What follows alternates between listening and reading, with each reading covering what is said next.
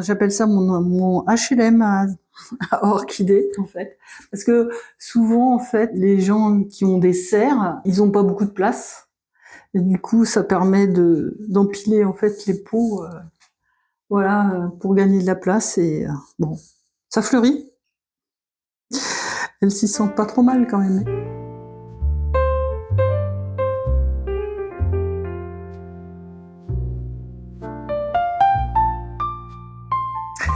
Bonjour, je m'appelle Isabelle Paoletti. Voilà, je suis céramiste. Je suis céramiste principalement pour les plantes. J'aime bien dire que je travaille pour le bien des plantes. J'ai commencé la céramique en 2001, en fait. J'étais en Guadeloupe. Je faisais de la mosaïque au départ et je voulais mettre la mosaïque dans le bois. Donc j'ai essayé de tourner le bois. C'était des bois exotiques, c'était hyper physique.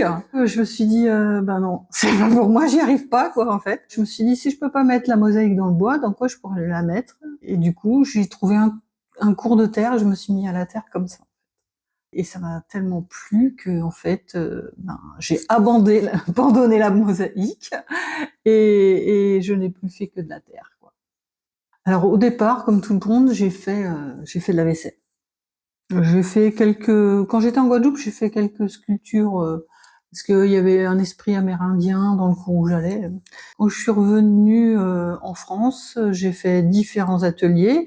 Au cours de mes différentes mutations, enfin les différentes mutations de mon mari, c'est exactement, je suis arrivée à Paris et à Paris, en fait, j'allais dans un atelier qui était pas très loin du parc floral. On s'est penché sur la question en fait des plantes et j'ai commencé vraiment à potasser le truc. Alors bon, moi j'avais vécu en Guadeloupe, tout ça, j'aimais les plantes déjà au départ, mais c'est vrai que j'avais pas encore associé les deux. Et puis là vraiment, bon, c'était le coup de pouce en fait. J'ai vraiment réfléchi, surtout pour les orchidées d'ailleurs. Et à partir de là, j'ai eu besoin quand même que quelqu'un qui fasse vraiment des orchidées me valide ce que je faisais. Avec Instagram, c'est le bon côté aussi des réseaux quand même. J'ai envoyé des messages en disant coucou, vous voulez pas tester mes pots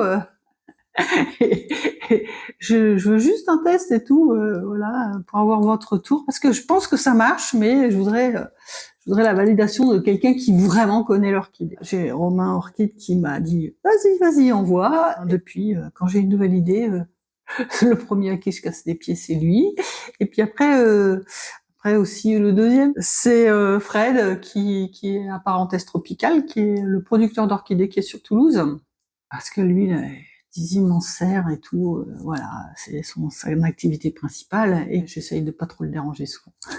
Bon, mais on a quand même fait ensemble, en fait, on a fait une liane.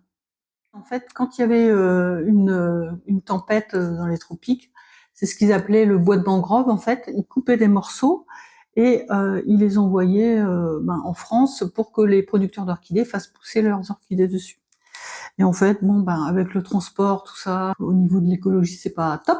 J'ai travaillé sur une liane et il s'est trouvé que ça marche super bien. Donc, si vous allez là-bas, vous allez pouvoir en voir. Cette idée-là, elle est arrivée aussi parce que je connais quand même un peu les orchidées. Je sais que c'est des plantes épiphytes.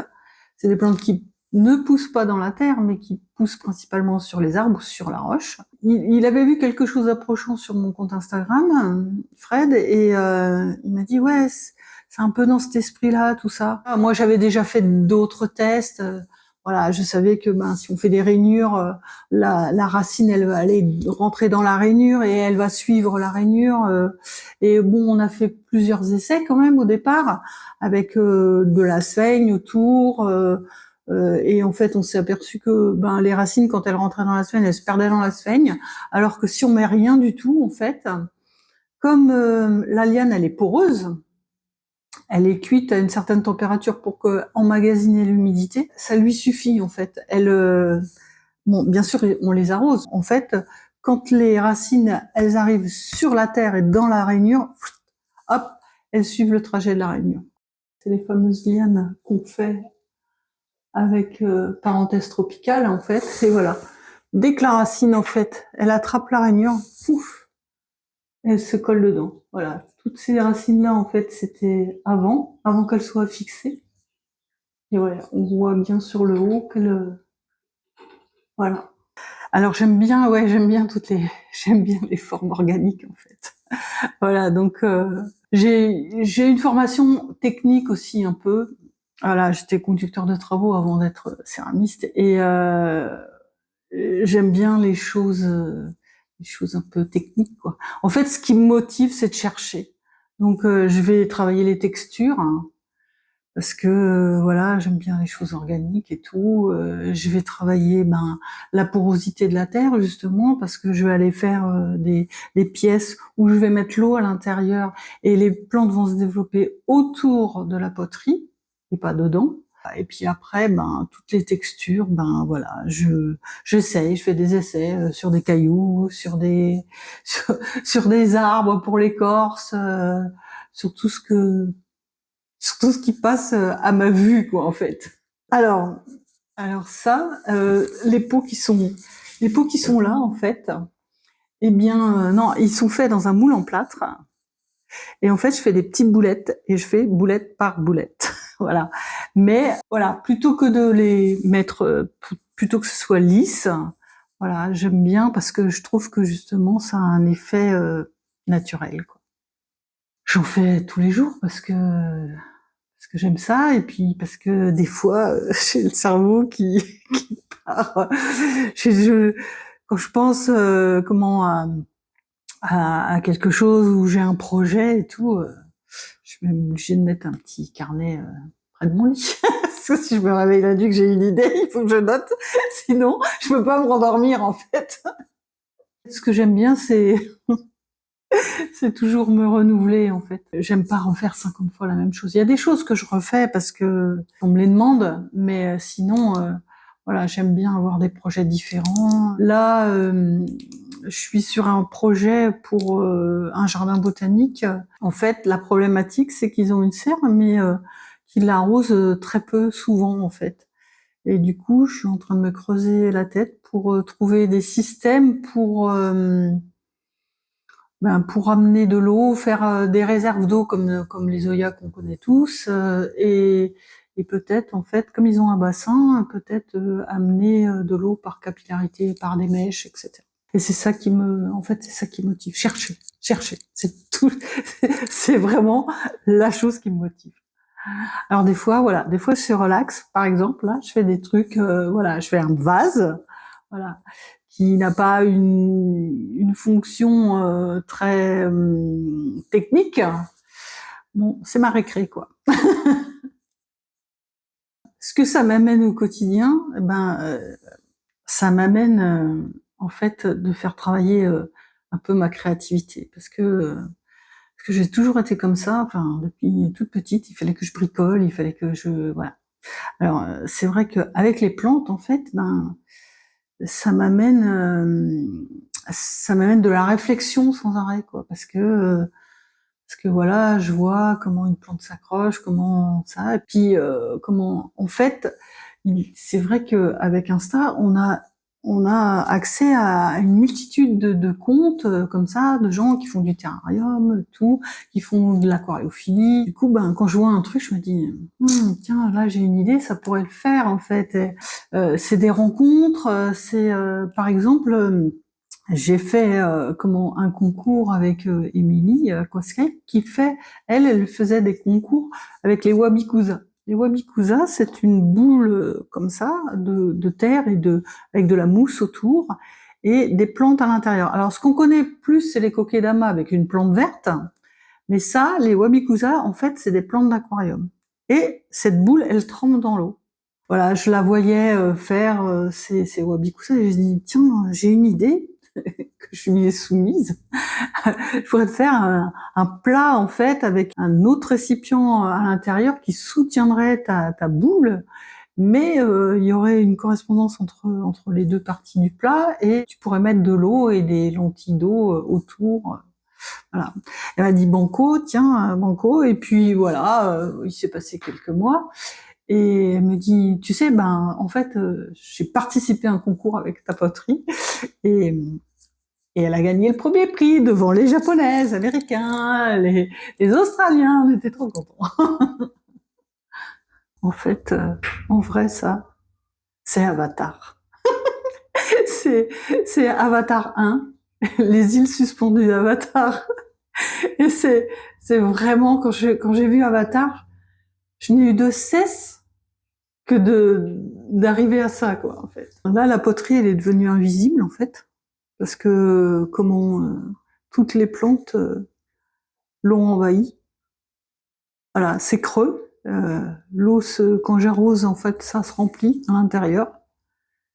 Et voilà, ça s'est développé partout, quoi. Alors, dans la céramique, en fait, il y a la faïence, le grès et la porcelaine. Voilà. La faïence, ben, c'est ce qu'on connaît tous, c'est les briques de Toulouse. Voilà. Alors, elles cuisent à 1050 degrés à peu près. Le grès jusqu'à 1300 degrés à peu près. Et les porcelaines, ben, il y a des porcelaines qui montent jusqu'à 1500 degrés. Le truc, c'est que quand on cuit une faïence à la hauteur du grès, à 1300 degrés, ça devient de la lave. Voilà, ça devient tout liquide et tout, et c'est la catastrophe dans le four. Il faut jouer avec ça, et il faut jouer avec les températures pour que la terre soit plus ou moins poreuse. C'est-à-dire, quand je fais des choses pour les terrariums, il y a aussi en fait les formes et les textures, parce que quand on a une plante avec des petites racines, ben il est bien de faire des petites rainures, parce que en fait, pour que la plante elle s'accroche mieux. Par exemple, j'ai testé sur ce qu'on appelle les terres à base. En fait, c'est des tubes comme ça où on met l'eau à l'intérieur et on vient mettre par exemple des mousses ou des plantes. Et j'ai testé en fait quand c'est lisse, ben ça s'accroche pas très bien, alors que quand c'est rugueux, en fait, quand il y a une texture, ben la plante elle s'accroche beaucoup mieux, quoi. Je teste beaucoup les textures en fait pour les systèmes d'accroche. Par exemple aussi, j'ai un monsieur là qui fait du terrarium qui a des grenouilles. Et en fait, il m'a dit ben voilà, moi je voudrais une liane. Ah, mais je voudrais une liane qui ait des formes un peu comme ça, pour que au fur et à mesure, ça fasse des petites réserves d'eau, pour que mes grenouilles, en fait, elles viennent boire. J'ai travaillé dessus, et en plus, il voulait quand même que la mousse s'accroche dessus, donc voilà. En fait, le même principe que les lianes, et ben c'est voilà, c'est des plaques, et vous voyez, l'orchidée, en fait, elle fait ses racines, et voilà, elle s'est accrochée maintenant. Au début, bien sûr, il faut la maintenir un peu, mais après, elle s'accroche toute seule, et elle vit sa vie.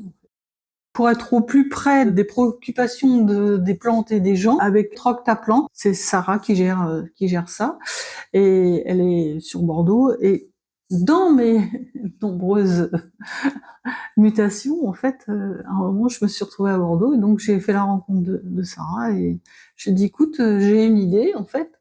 Si on demandait à ta communauté, en fait, quel serait le pot idéal pour vous? Voilà. Et à ma grande surprise, en fait, j'ai reçu plein de messages. J'ai reçu plein de messages, mais même avec des petits croquis, tout ça. Ouais, c'est trop bien, justement. Moi, voilà, il y a des pots suspendus. J'arrose par le dessus, mais je sais pas combien il y a de quantité d'eau. Et en fait, le problème qui revenait le plus souvent, parce que c'est quand même des gens qui vraiment s'occupent de leurs plantes, donc ils font leur tuteur, leur propre tuteur. En fait, le tuteur, quand ils le mettent dans le pot, ben le tuteur il penche comme ça, quoi. Donc en fait, j'ai fait un pot avec une espèce de bague, en fait, et hop, vous pouvez rentrer le tuteur dedans, et du coup le tuteur ne bouge pas. Ça vous permet de mettre la plante, le terreau, etc. Pendant que j'y étais, en fait, comme le tuteur souvent il est en sphaigne, et que la sphaigne elle sèche rapidement, j'ai fait un petit réservoir avec une mèche, et quand on arrose, en fait, ben l'eau elle tombe en goutte à goutte, et on n'est pas obligé d'arroser, mettre de l'eau partout. Voilà. Moi, je fais un peu du sur-mesure, en fait. Voilà. J'ai affaire vraiment à des spécialistes de la plante, ou des gens qui font du terrarium ou de l'aquariophilie, enfin voilà, tout ce qui tourne autour du végétal un peu. Je privilégie, voilà, les rapports avec les gens qui m'envoient un message et qui me disent: «Ben voilà, j'ai une idée, tout ça, qu'est-ce que tu en penses?» et cetera. Et on travaille sur le projet ensemble. Ou alors des fois, ils savent très bien ce qu'ils veulent, voilà, le trou, il faut qu'il soit à 5 centimètres et cetera, que le diamètre, il doit être dedans et tout. Mais des fois, bon, ils ont une idée, puis moi, j'ai testé et je sais que ça va pas marcher, quoi. Voilà, donc j'ai dit: «Non, attention, voilà, je pense que» mais je préfère, voilà, j'ai pas énormément de clients, mais je préfère, la qualité à la quantité, quoi.